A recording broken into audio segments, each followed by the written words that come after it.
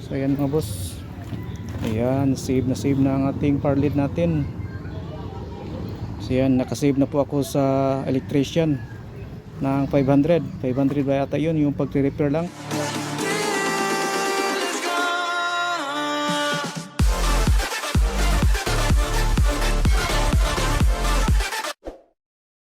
Yo, what's up mga boss, and welcome back to my YouTube channel, Jim LG TV. So for today's video mga boss, mag DIY repair tayo sa aking power lead. So bago tayo magpatuloy mga boss, huwag mo naman kalimutan i-subscribe ang aking YouTube channel, Jim LG TV, and click the notification bell para more updated ka sa aking mga bagong video. So stay tuned na mga boss.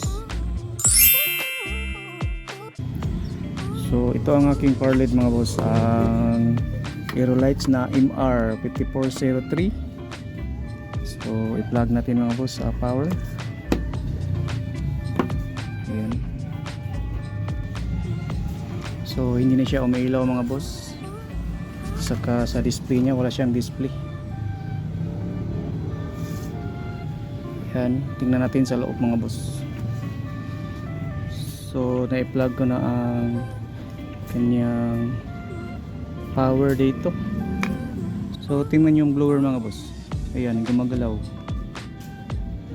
Then dito sa power supply, dito na LED, para siyang nag-blink. Ayan mga boss, may blinker siya. So palitan natin ng power supply.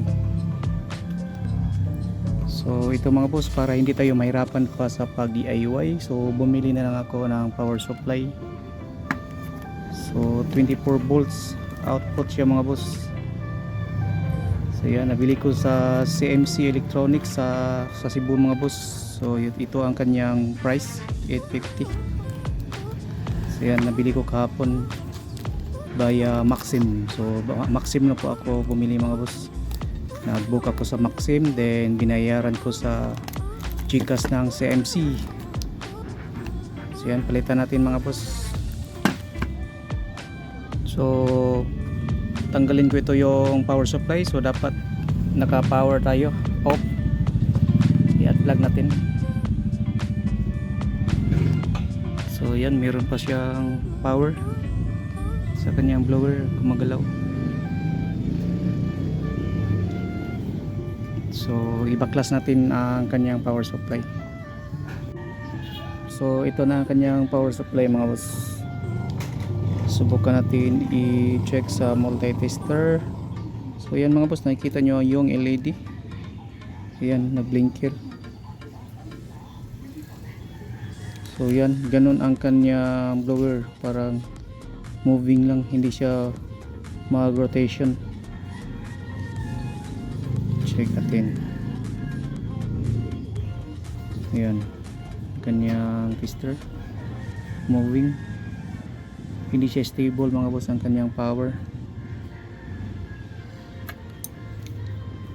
So yan mga boss, palitan natin mga boss. Ito ang ating ipalit. So ito na ang bago natin na power supply sa ating power lead.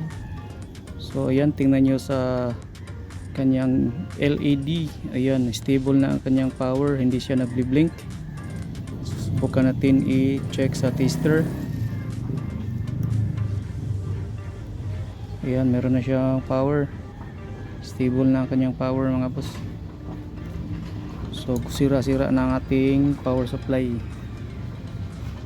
Iwan ko kung saan ang sira dito mga boss. Hindi pa ako nag-troubleshoot nito. So hindi lang tayo mahirapan. So ito na lang ang ikakabit natin dito sa ating power lead, yung bagong power supply.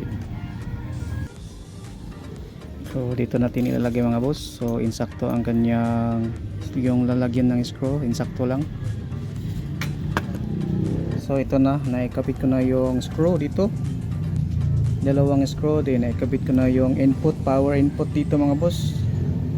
Dito input, din output, naikabit ko na rin. So yan, susubukan natin i-on ang ating power lead. So yan, ikabit natin sa power.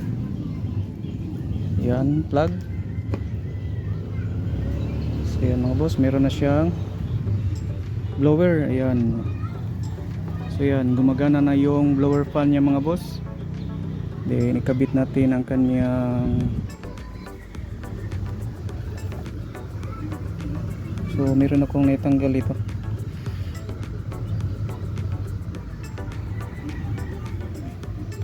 So yan, ito pala, okay na pala mga boss. Then address, so yan. So maghanap tayo ng umiilaw ng ating power LED.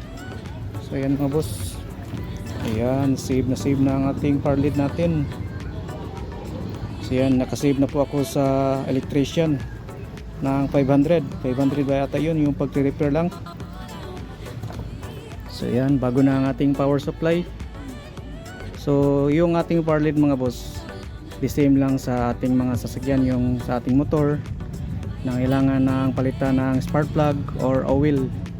So ito, humihingi na siya ng kanyang part. So yan, pinalitan ko ng power supply. So ito ang power supply na galing niya mga boss, mas malaki. So merong ibang mga boss na, for example, meron silang LP001 na Big Dipper, din nasisira yung power supply. So naghanap sila ng power supply ng Big Dipper. So sa akin mga boss, kahit anong power supply mga boss, basta same lang po yung output niya na 24 volts, okay na yun. So yan, ang binili ko na power supply is 24 volts. So meron namang 12 volts na power supply or 36 volts. So 24 ang binili ko kasi 24 ang ating supply dito. Ayan, 24 volts. So yan mga boss, save na yung isang power LED natin. Ayan, gumagana na. Ito na ating power LED mga boss. So i-plug na natin. Then mag-push tayo sa menu.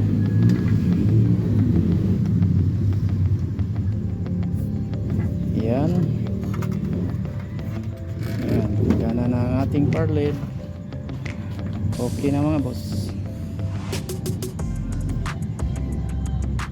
So MR 5403 Aerolites.